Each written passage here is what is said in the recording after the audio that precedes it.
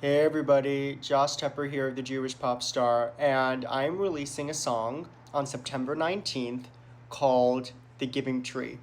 So, go to my bio, pre-save it, but this song is all about narcissistic abuse.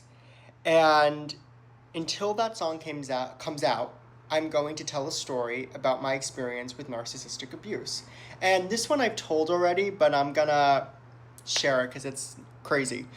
So I worked for a real estate firm all the way uptown in New York City. And it was run by this grumpy old man who's kind of a Nepo baby and very unhappy, very angry, very insecure, very unsettled in his first chakra and in who he is, in my opinion.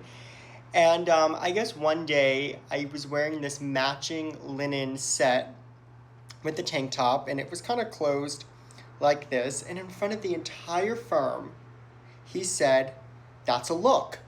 And I knew that he was being a dick, but I just said, "Thank you." And he said, "That wasn't a compliment." Now, he could have done that to me in his office. He could have said, "Hey, Josh, we have a dress code," which was never relayed to me. And honestly, it was a nice outfit. But, this place was kind of stuffy, kind of waspy. So I guess, my vibe really wasn't for this place. But it was rude. It was humiliating. It's not what you do. And it's actually against fair housing laws, but I digress.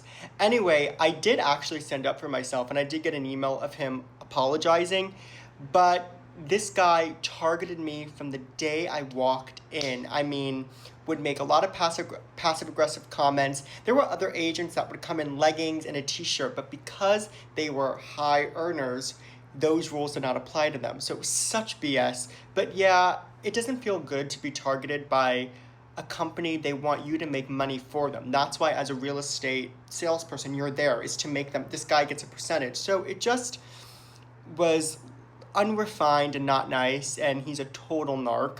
But the point of me sharing these stories is not to be like, "Oh, I'm a victim." No, I want people to know that if you're experiencing this, it is okay. And you just have to know that's that person's problem. They're clearly very insecure and not a content person. So that's why I share, and I'm going to share these stories. And also, scratch at it. There's a lot of, this person stands for human rights and blah, blah, blah. And they're such a bad person and not nice. And so I don't like hypocrites. So that's my story of narcissistic abuse for the day. Thank you for listening.